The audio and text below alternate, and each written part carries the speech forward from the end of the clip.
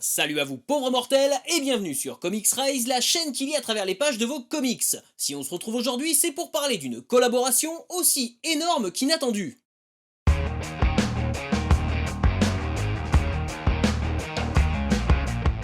Bon, je préfère vous le dire tout de suite, hein, aujourd'hui, on va peut-être se fâcher.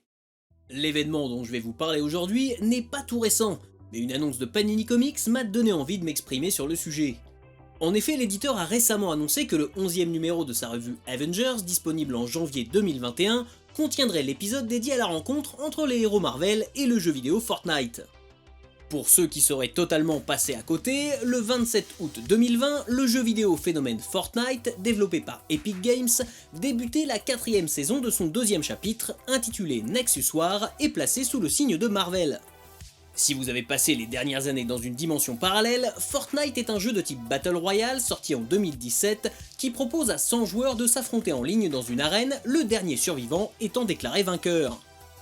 En plus de différents modes de jeu, l'un des points forts de Fortnite est sa diversité d'éléments cosmétiques tels que des tenues ou des armes pouvant être achetées avec une monnaie virtuelle, les V-Bucks, qu'il est possible d'obtenir en farmant un minimum ou bien en les achetant directement avec de l'argent bien réel. Ces skins, plus ou moins rares, sont parfois inspirés de héros de la pop culture, comme John Wick que l'on a pu voir passer dans une saison précédente, The Mandalorian pour la saison qui vient de débuter, ou bien les héros Marvel dans le cas qui nous intéresse aujourd'hui. Bien qu'on lui reproche parfois une ambiance toxique et des objectifs simplistes, le jeu est rapidement devenu incontournable, et une référence du genre Battle Royale qui a inspiré de nombreux clones et concurrents. Comme tout phénomène de société qui se respecte, Fortnite a eu droit à sa dose de polémique. Et cette saison mettant en scène des héros Marvel n'y échappe pas, notamment auprès des fans de comics. Nexus War raconte l'arrivée de Galactus dans l'univers de Fortnite. Parmi les héros Marvel transformés en skin pour le soft d'Epic Games, on retrouve She-Hulk, Groot, Tornade, Fatalis, Captain America, Wolverine, Iron Man, mais aussi une version bien particulière de Thor. En effet, ce Thor vêtu de noir devenu le héros de Galactus est issu de la série de comic books scénarisée par l'étoile montante Donny Cates et dessinée par Nick Klein. Publiée à partir de janvier 2020, elle voit le dieu du tonnerre endosser le rôle du serviteur de Galactus pour affronter une terrible entité, Black Winter. Je n'en dirai pas plus pour éviter les spoilers, mais c'est ce nouvel arc narratif qui inspire la saison 4 du chapitre 2 de Fortnite, au point que les deux univers vont également se rencontrer sur le papier. Le 4ème numéro de la série de Cates va même faire référence à cet événement, rendant donc tout cela potentiellement canonique. Tandis que Marvel va mettre à disposition gratuitement un comic book expliquant comment Thor et Galactus ont atterri dans l'univers de Fortnite. C'est donc ce fameux épisode intitulé Nexus War, Thor, qui est au centre de la polémique. Certains lecteurs de comics reprochant à Cates et à Marvel d'avoir sali l'image de leur héros préféré en les livrant en pâture à la machine Fortnite.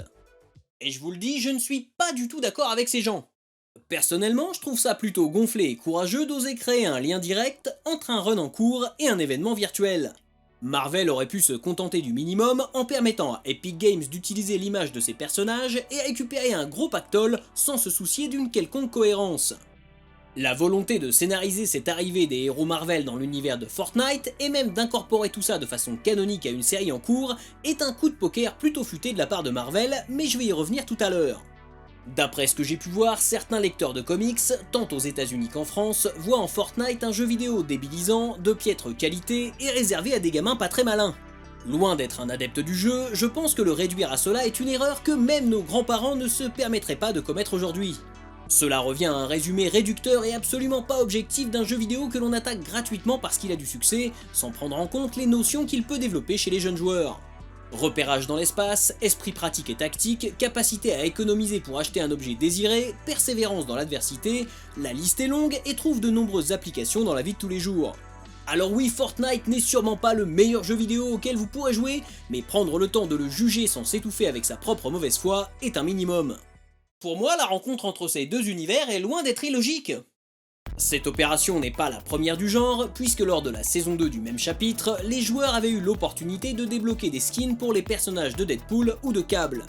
Une première expérience sans doute concluante, et il n'y a pas besoin d'être un génie pour en comprendre la raison. Fortnite et Marvel sont deux des plus importantes licences actuelles, auprès d'un public nourri aux jeux vidéo et aux blockbusters plus larges que jamais. Dans le cas de Fortnite, permettre à ses joueurs d'obtenir des skins et des accessoires de leurs héros préférés, que beaucoup ont découvert par le biais du cinéma, est une excellente façon de les fidéliser, en les poussant à jouer un maximum pour les débloquer ou à dépenser directement leur argent dans des V-Bucks. Pour Marvel, capitaliser sur ses personnages en leur offrant un nouveau public potentiel est une évidence qui ne date pas d'hier. De tout temps, la Maison des Idées a, dès que l'opportunité s'est présentée, misé sur les dessins animés, les films et les produits dérivés en tout genre, y compris les jeux vidéo.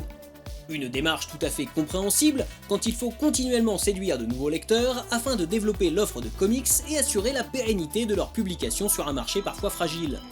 Comme le résume très bien Donny Cates, ce partenariat entre Marvel et Fortnite est un pont entre deux univers. En collaborant avec l'un des jeux vidéo les plus populaires du moment, la Maison des Idées assure une mise en avant massive de ses personnages.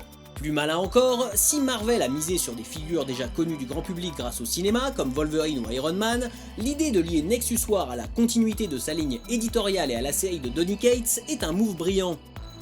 Ainsi, sans même le savoir, les joueurs de Fortnite qui découvrent cette nouvelle version de Thor ont déjà un pied dans l'univers d'une série majeure saluée par la critique qui a déjà généré pas mal d'intérêt auprès des lecteurs. L'idée est claire, pousser les joueurs de Fortnite à lire des comics tout en leur facilitant l'accès avec des personnages et une intrigue qu'ils auront déjà l'impression de connaître. Et ça, c'est plutôt bien, non ? Au-delà des variantes cover proposées aux collectionneurs complétistes, qu'ils soient amateurs de Marvel ou de Fortnite, et donc d'un aspect financier évident, cette démarche me semble tout de même assez saine.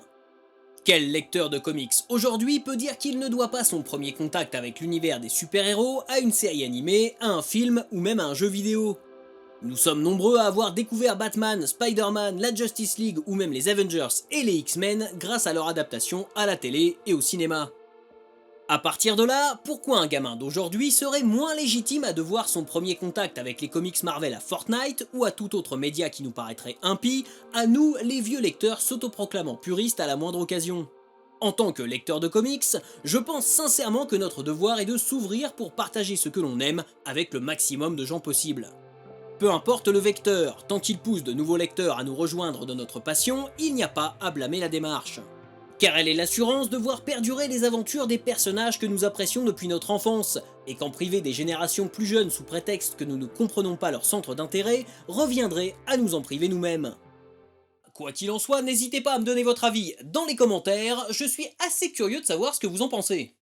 Avant de terminer, n'oubliez pas que si vous avez aimé cette vidéo, j'ai déjà traité de pas mal de sujets en rapport avec Marvel, notamment le sombre passé de Captain America, qui n'a pas toujours été le vrai Captain America. Mais aussi de Omega, l'un des personnages les plus mystérieux de la Maison des Idées, qui a pratiquement été oublié par tout le monde aujourd'hui. Plus récemment, j'ai parlé du Spawn version Wish de Marvel Comics, un plagiat peu inspiré qui mérite sa place au panthéon des héros ratés.